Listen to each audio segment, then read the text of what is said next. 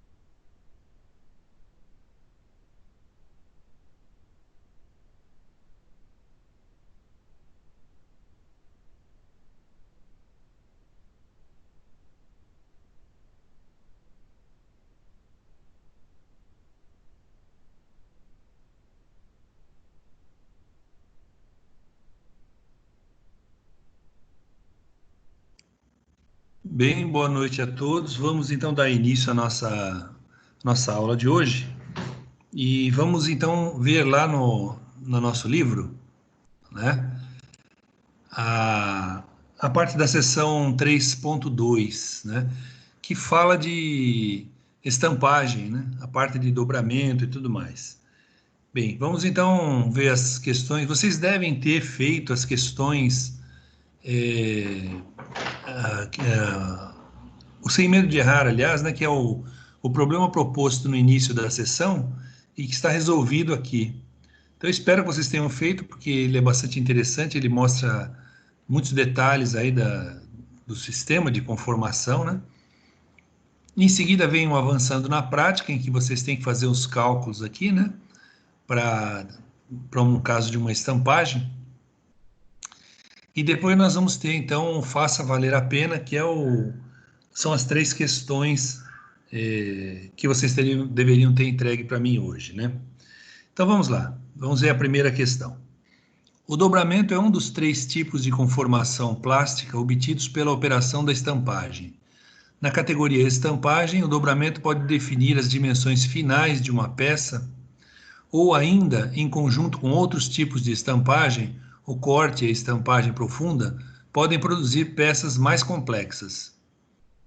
Assim, apesar de ser um processo relativamente simples, torna-se bastante importante no grupo de processos de conformação plástica de metais.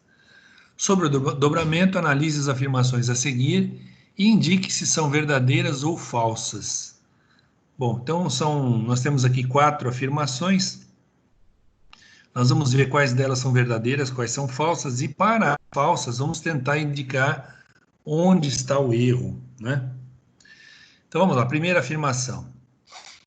O dobramento ocorre quando um metal com forma inicial de tira ou outro formato de Blank é submetido a esforços de compressão e sofre uma deformação plástica. Será que seria isso mesmo, gente? Vamos dar uma olhadinha aqui nas definições de dobramento, né? Eu vou ler esse pedaço aqui para nós depois compararmos com as respostas que estão lá, né? Com as afirmações que estão lá. O dobramento ocorre quando um material em formato de tira ou outro formato pré-determinado é submetido a esforços de flexão e sofre uma deformação plástica. Essas forças ocorrem em 2 direções opostas para promover a flexão e darão nova forma a uma superfície que inicialmente é plana, passando para 2 superfícies concorrentes, com um ângulo e um raio de concordância na junção entre os novos lados. Em uma operação de dobramento ou encurvamento, procura-se não alterar a espessura ou qualquer outra dimensão do material. Os perfis mais comuns de se obter em uma operação de dobra são V, U e L. Vamos voltar lá então para o nosso texto para ver aqui, né? Na primeira frase ele diz: o dobramento ocorre quando um metal com forma inicial de tira ou outro formato de Blank é submetido a esforços de compressão e sofre uma deformação plástica. Se você se lembrar, lá estava escrito esforços de flexão, né? Então, essa alternativa, essa frase está errada, ela é falsa, tá? Então, a primeira é F. Vamos ver a segunda aqui, ó. Durante a operação de dobramento, o material fica submetido às forças de tração que ocorrem em 2 direções opostas para promover a deformação e que dará uma nova forma a uma superfície que inicialmente é plana, passando para 2 superfícies inclinadas. Não, as forças não são de tração, são de flexão. Então, por causa disso, ela já está errada. Então, a segunda também é falsa. Ô, professor, boa noite. Desculpa te interromper. Sem problema. Eu acho que o senhor não está compartilhando a tela. Ah, tá certo. Foi bom você ter falado, então. Tudo bem, vamos lá. Apareceu agora, hein? Ainda não, mas eu acho que vai carregar. Já já ela chega aí, né? Aí, apareceu. Beleza. Então, olha só, a primeira, de qualquer forma, eu sugiro que vocês vão acompanhando aí pelo livro, né, que vocês devem ter também, tá bom? Então, olha, a primeira e a segunda são falsas, né? Porque a segunda fala em tração e, na verdade, é flexão. Vamos à terceira. Na dobra de um metal, é considerado como um ângulo ideal aquele que fique a 90 graus, definindo assim um canto vivo na junção entre os novos lados. Ah, de forma nenhuma, né, gente? Se nós formos olhar aquilo que estava escrito ali, inclusive, né? Nós vemos lá que eles têm um ângulo, o ângulo é definido. Um ângulo que deve ser definido. E um raio de concordância entre os novos lados. Então, existe um raio de concordância. Canto vivo nunca é desejável, tá certo? Nunca é desejável. Então, a terceira também é falsa. Vamos ver a quarta. Em uma operação de dobramento ou encurvamento, ocorre uma mudança dimensional da peça que pode ocorrer em sua largura, seu comprimento ou na espessura do material. Bom, não é isso que estava escrito lá, né? Se nós olharmos aqui, né? Em uma operação de dobramento ou encurvamento, procura-se não alterar a espessura ou qualquer outra dimensão do material, tá certo? Voltando lá, então, não ocorre, né? Tenta-se que não ocorra.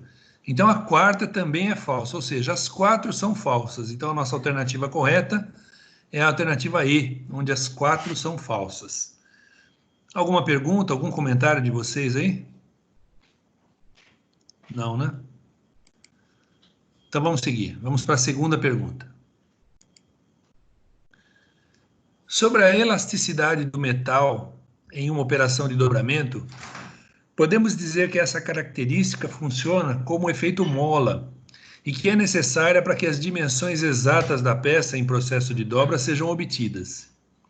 Sobre o efeito da característica de elasticidade dos metais em uma operação de dobra, analise as asserções a seguir e a relação entre elas.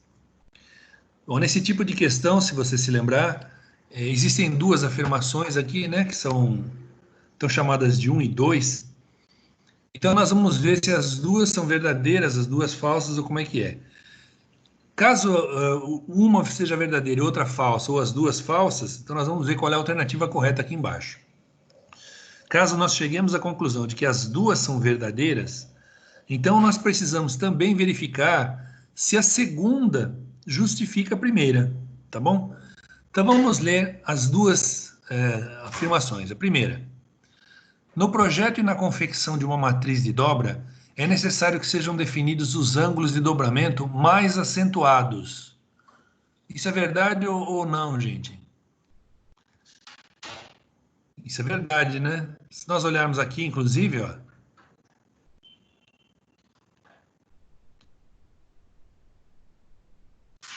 vamos ler essa frase aqui, ó. A característica de elasticidade dos metais leva um material submetido à dobra a apresentar um retorno à sua forma original quando está processando um material duro.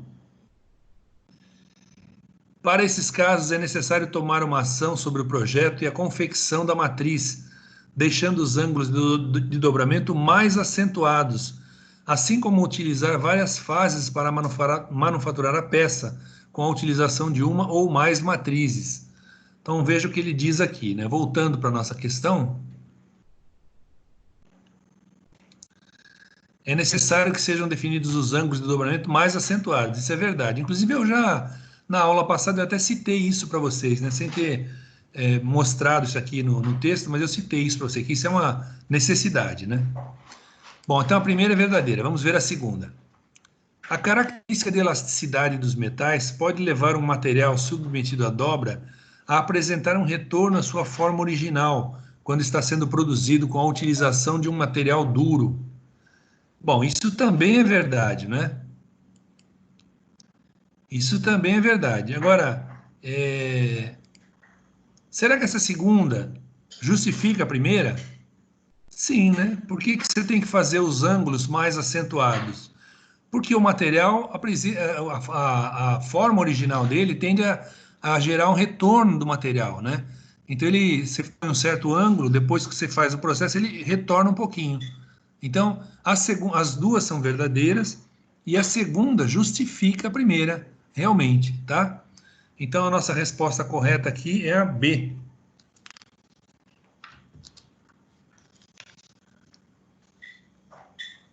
Alguém tem alguma pergunta sobre essa questão? Alguma dúvida? Podem falar. Não, professor, não tem dúvida. Apesar de eu não ter feito a atividade, mas eu entendi. Você não tinha entendido, é isso? Não. Eu falei, tá, eu compreendi, professor. Apesar de eu não ter feito a atividade, mas eu entendi a sua explicação. Ah, tá certo. Tudo bem, então. Então, vamos para a terceira pergunta. Existem 3 formas mais conhecidas e difundidas para o dobramento por estampagem.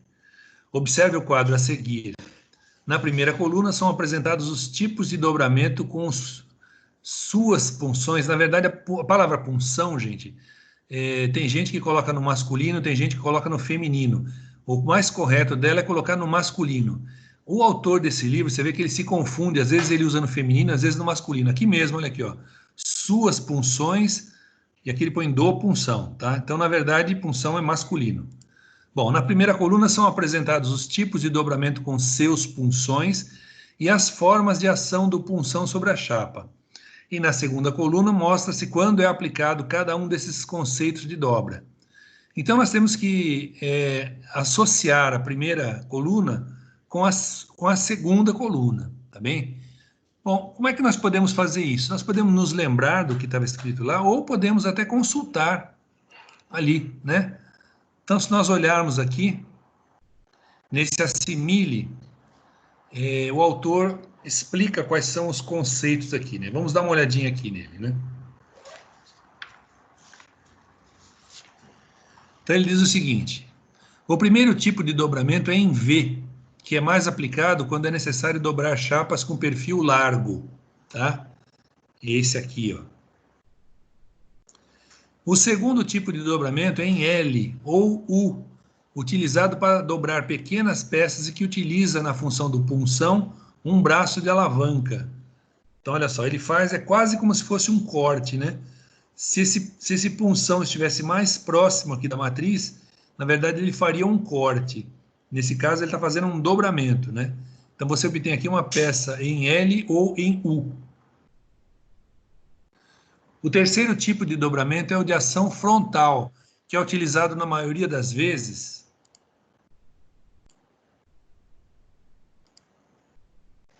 para fazer dobras curvas ou fechadas, tá certo? Então você tem o seu punção, ele faz essas dobras aqui desse tipo, né? Tá certo? Então, esse tipo de dobramento é o terceiro. O terceiro tipo de dobramento é o de ação frontal, que é utilizado na maioria das vezes para fazer dobras curvas ou fechadas. Voltando à nossa questão, vamos tentar fazer o relacionamento aqui. Dobramento de ação frontal com punção frontal e ângulo. Então, seria o quê? Seria o 2, né? Para fazer dobras curvas ou fechadas, tá certo? Dobra curva é interessante, né, gente? Acho que o autor se passou aí nessa frase aí, né? A segunda... Estava com Covid. Vamos lá. Dobramento e punção em V, né? Para dobrar chapas com perfil largo. Então, A é 2, B é 3. Bom, vamos ler o terceiro, né, o C, para ver se ele dá com 1 ali. Ó. Dobramento em L ou U com um braço de alavanca na função de punção. Então, realmente, ele é para dobrar pequenas peças, tá certo? Então, a nossa alternativa correta aqui é a A. Tá certo, gente? A. Alguém tem alguma pergunta? Alguém não capítulo ou nessas questões, podem falar.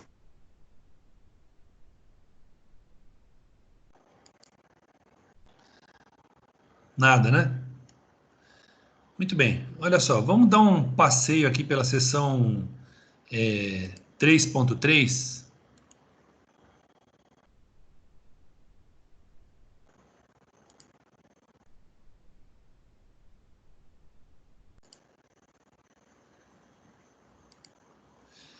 E vamos ver o que nós temos aqui. Ó. Bom, a seção 3.3 fala sobre estampagem profunda. E o autor fala que o outro nome dela é repuxo, né? Mas ela é mais conhecida como embutimento. Repuxo, na verdade, tem um outro processo que é parecido, não é muito utilizado com esse nome, não. Mas, como o autor colocou aí, vamos respeitar isso. Mas embutimento é o outro nome da estampagem profunda, tá certo? Então, aqui o autor fala sobre, ele apresenta um problema aqui, né? Ele cita alguma coisa, aqui ele apresenta um problema, e esse problema que ele apresenta é o que vai ser resolvido lá na frente, tá?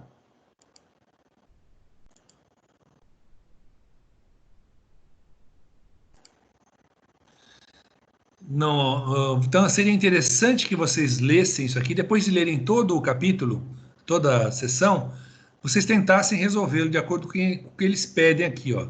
Então aqui ele coloca uma pergunta, né? E lá no fim ele vai resolver, tá? Aí ele vai explicar, então ele explica o que é a estampagem profunda, né? A estampagem profunda é o que é utilizado, gente, para vocês produzirem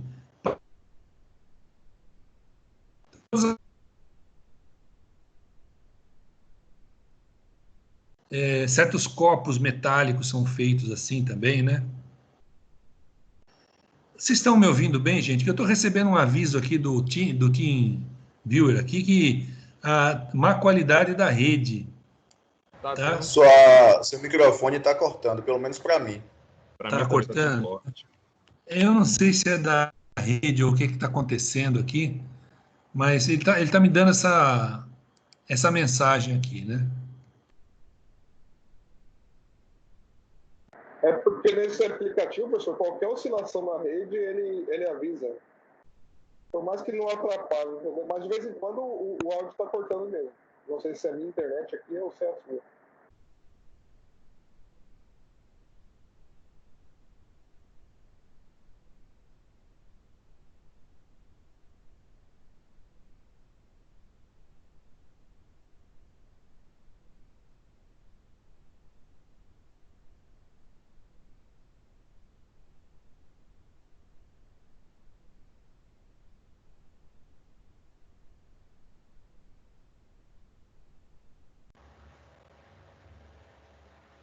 Fechou? Ele tá indo?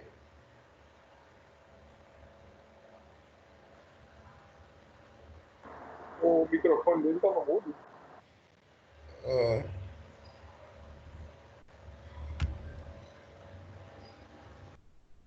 Ih, rapaz, agora nós. Caiu de vez.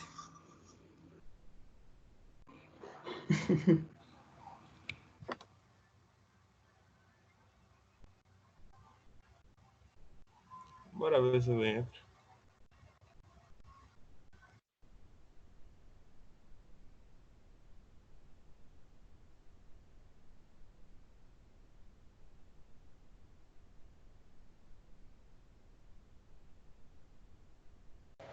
Ih, rapaz, deu chabu, hein?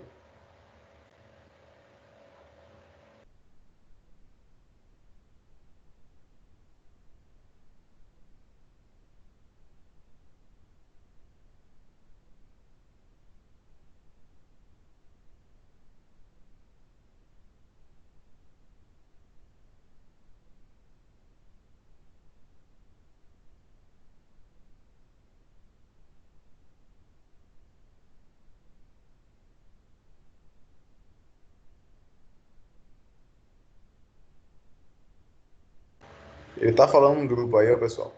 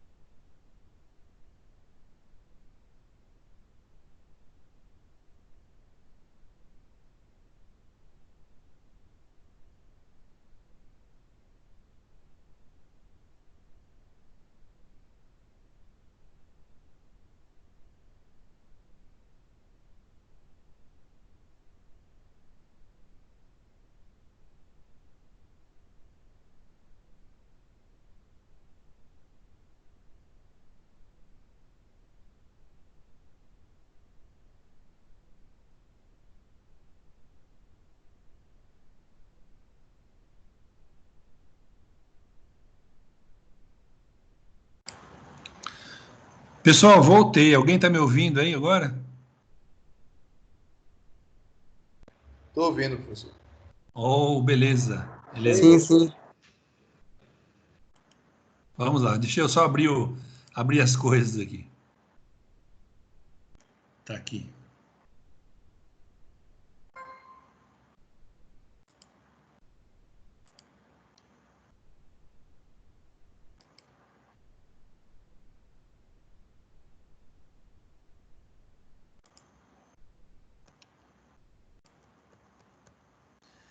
Então, gente, eu estava falando da estampagem profunda e estava mostrando essa figurinha aqui para vocês, né? Então, peraí, deixa eu compartilhar isso aqui, que eu acho que eu não fiz isso ainda. Vocês estão vendo a nosso livro aqui agora? Sim, professor. Sim, Beleza? professor. Então, olha só. Inicialmente, a estampagem profunda sempre parte de um disco, né? Então, nós temos um disco com esse diâmetro maior D maiúsculo aqui, né? E que vai virar uma espécie de um copo aqui, né? Então, note que essa superfície que está aqui, ó, ela é em forma de disco, mas aqui ela não é um disco. Então, você tem uma deformação muito grande para fazer esse pedaço aqui, ó, se transformar em algo reto, né? É um esforço bastante grande que tem que ser feito. Então, aqui ele mostra aqui, então, as figuras de matrizes desse tipo de processo, né? E aqui ele mostra também as áreas, e aí vem o cálculo, né? Como é que você calcula o diâmetro necessário para o disco para que você chegue no copo com o tamanho que você quer, né? Uma panela que você vai fazer, né? Você pode calcular por uma forma que ele está dando aqui, né? Não é difícil, é um negócio bastante simples. Geometricamente é fácil de deduzir, se vocês quiserem também, né? Então, ele dá aqui várias fórmulas, né? Dá para você calcular. E aí ele ensina a calcular também o esforço necessário para isso. Qual é a razão do esforço? É para você saber qual é a capacidade da prensa que você vai ter que usar para fazer esse processo. Isso é bastante importante porque, eventualmente, uma prensa não vai servir para aquilo que você quer. Ou, de outra forma, você pode ter uma prensa tão poderosa que ela permite que você coloque dois punções simultâneos, produzir duas panelas simultaneamente. É possível fazer isso, tá bom? Então, é bastante importante esse cálculo todo que ele mostra aqui, né? E lembrando também que ele cita aqui que, às vezes, quando o esforço é muito grande, você não consegue fazer o processo em uma etapa apenas. Então, você faz uma primeira estampagem e depois parte para a segunda, que é a chamada reestampagem, como ele está mostrando aqui, né? Então ele dá alguns fatores aqui, nesse coeficiente de repuxo é interessante, vocês entendam o conceito dele, tá? E aqui no Sem Medo de Errar ele vai explicar, vai resolver aquele problema inicial que eu citei para vocês, que está no início da nossa sessão, tá bom? Ele explica, resolve tudo direitinho. É importante que vocês leiam e entendam isso, tá? Muito importante. E depois venham avançando na prática, que é o que vocês deveriam ter entregue para mim hoje, tá? Então vem aqui a resolução dele, que eu sugiro que vocês vejam apenas depois de tentar de tentar resolver, tá? Aí comparem a sua solução com o que o autor deu. E por último vai vir o faça valer a pena, que é parecido com o que nós fizemos, ou seja, a primeira questão ele vai fazer 3 afirmações sobre a estampagem profunda, aliás, 4, perdão, e você vai analisar dessas 4 quais são verdadeiras e quais são falsas. Aquelas que você achar que são falsas, você vai ter que justificar, tá? Na segunda questão, na verdade, ela é uma questão de cálculo. Você vai ter que fazer cálculos e verificar quantas reestampagens são necessárias, tá bom? Então você vai ver aqui, fazer os cálculos e vai responder. Nessa aqui, obviamente, com os cálculos, você não vai ter que justificar as outras 4. Faça, obtenha a resposta e não é preciso justificar as outras, é claro, né? Na terceira, tá? também é uma questão de cálculo, onde você vai pegar os dados que você tem aqui, tem um determinado aço, né? E com as características dele, e você tem que fazer um processo de estampagem, tá certo? E ele está pedindo qual é o esforço que você vai ter que aplicar nessa prensa para fazer a estampagem, né? Então, você vai ter que fazer cálculo também. Obviamente, fazendo o cálculo, você vai chegar a uma resposta e não vai ter que justificar as outras alternativas, tá? Então, só na primeira você vai ter que justificar, nos outros você vai ter que fazer cálculos. Tá certo, gente? Alguém quer perguntar alguma coisa sobre essa seção 3.3 que vocês vão ter que fazer?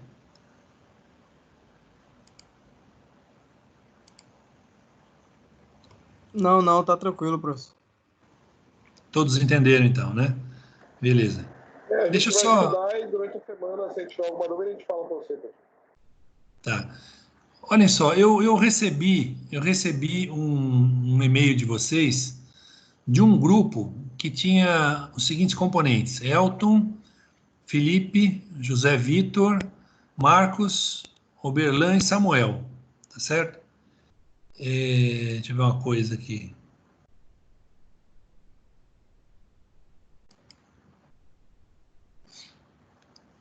Elton,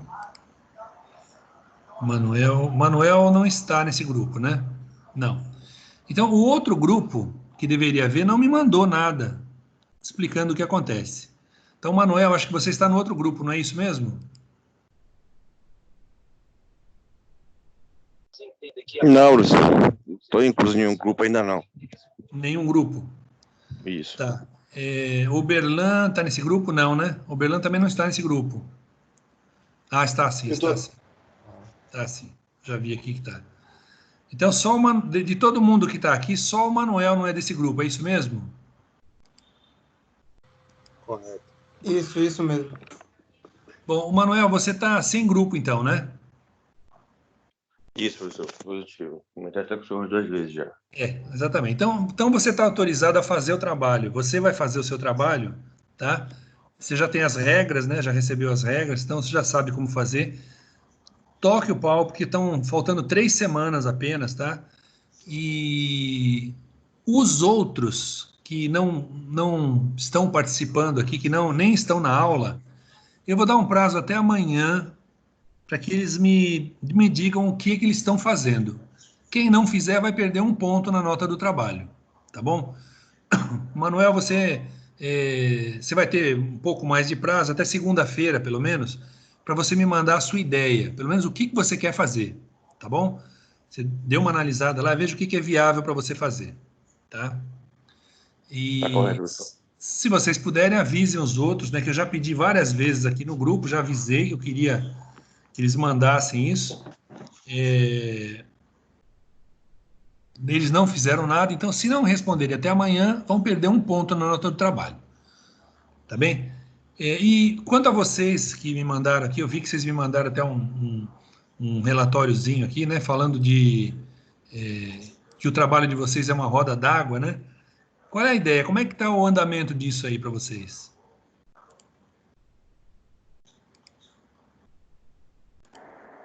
Professor, a gente pensou em 3 coisas, né, inicialmente.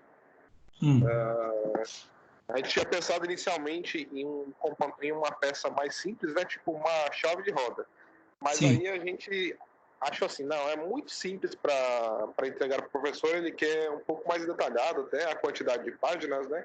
20 páginas para uma peça assim, a gente achou que não seria viável. Aí depois a gente pensou em uma morsa de mesa, construção de uma morsa de mesa, que já é um conjunto mecânico, né? Sim. E outro colega nosso deu uma ideia dessa roda d'água. Aí, entre esses dois, a gente achou, pelo nível de complexidade e com o tempo que a gente tem, o ideal seria essa roda d'água para a produção de energia em uma propriedade rural. Aí a gente definiu o tema, está distribuindo as atividades que cada um vai fazer para conseguir entregar para o senhor a tempo, né, da correção e depois a entrega final do trabalho. Tá bom. Até quinta-feira que vem, ou seja, na véspera da nossa aula, eu quero que todo mundo me mande um outro relatório dizendo qual é o andamento do trabalho, tá bom? Manuel, para você vale também, tá bom? E então a equipe de vocês aí, José Vitor, Berlama, Felipe, vocês vão ter que mandar então para a semana que vem um outro relatório explicando qual é a situação e tem que ter evoluído em relação a hoje, tá bom? Isso é importante, Abel. Ok. Tá? Vocês estão precisando de ajuda em alguma coisa? Manuel, você já tem alguma ideia? Você viu as regras, espero, né? Professor, quem está falando é Felipe. Isso que eu ia falar, se o senhor poderia dar um pouquinho mais de explicação sobre o trabalho a gente, fora as regras, se tem alguma coisa para a gente explicar. Bom, veja, você vai ter que bolar alguma coisa de forma que você use os processos de conformação, né? Então, vocês falaram da roda d'água, então vocês vão pegar, digamos, duas peças que vocês tenham lá e vão dizer como é que elas vão ser produzidas através da conformação. É claro que elas não começam na conformação. Então você vai dizer, olha, ela vai começar na fundição, depois nós vamos fazer tal coisa, depois tal, e depois nós vamos chegar na estampagem. E a estampagem vai ser o quê? O que vocês vão fazer em termos de estampagem? Vocês vão ter que ver isso, né? Vai ser o quê? Quer dizer, estampagem não, conformação, né? Vai ser uma estampagem ou vai ser outro processo qualquer, né? Então, vocês vão ter que definir como é que vai ser isso. E detalhar um pouco mais, tá certo? É bastante importante que vocês detalhem e entendam como é que funciona isso, né? Pronto, É, pronto, entendi. Deu, uhum, deu uma ajuda bastante legal para a gente. tá. Ou seja, vocês podem fazer isso por forjamento, por estampagem. Você pode começar, eventualmente, se for uma roda d'água, ela pode começar por uma laminação. Depois, com a chapa laminada, você vai, corta e faz no tamanho certo da roda, para depois usiná-la, alguma coisa assim. Sei lá. Aí vocês é que vão bolar isso daí, tá bom? Mas tem que ser algo viável. Vocês têm que detalhar tudo, bem detalhadinho mesmo. Tudo bem, gente? Tranquilo, tranquilo, beleza. Ótimo. Professor, o que você achou desse tema nosso que a gente escolheu? Olha, eu achei o tema interessante. Eu não sei se vai dar tempo de vocês fazerem, né? Quer dizer, se vocês se dedicarem bastante, dá tempo. Mas vocês vão ter que se dedicar bastante. Vocês perderam 3 meses e tanto já, né? Então, vamos torcer para que dê tempo. Vocês vão ter que se reunir, ter que fazer para valer o negócio. Uma dica final que eu dou para vocês é o seguinte: eu acho que os meus alunos perdem muito ponto porque, na verdade, eles fazem como vocês estão fazendo, que vocês disseram aí, né? Vocês dividem os temas, cada um pesquisa, aí todo mundo entrega para um, que é o coordenador, esse daí pega tudo, monta um trabalho e depois entrega para mim. Então, esse trabalho que esse coordenador faz, geralmente é um Frankenstein aí, né? Quer dizer, ele não lê, ninguém lê o trabalho final, então tem um monte de coisa absurda no trabalho, e que vocês acabam perdendo muito ponto com isso, por causa dos absurdos, porque a parte de um às vezes não casa com a parte do outro, etc. Então, é muito importante que depois que estiver pronto, que todo mundo leia o trabalho e procure os erros, tá? Procurem consertar os erros. Se vocês fizerem isso, vocês vão ganhar minimamente 1 ou 2 pontos aí só por causa da qualidade do trabalho que vai ser melhor. Tá certo, gente? Então, não deixem para a última hora. Se vocês quiserem terminar o trabalho uma semana antes, vocês podem me mandar, mas tem que ser uma semana. Se for muito em cima, eu não vou ter tempo, né? Eu dou uma olhadinha e corrijo os principais erros para vocês, tá? De forma sem custo de nota de nada para vocês. Então, se vocês forem espertos, vocês podem fazer um trabalho muito bom, tá bom? Manuel, para você também que vai fazer, por enquanto, sozinho, né? Talvez você tenha que aceitar alguns outros com você aí, não sei. Mas, de qualquer maneira, vocês têm que terminar antes do tempo o trabalho. Não deixem para a última hora. Tá claro isso, gente? Tudo bem? Ok, professor. Beleza, professor.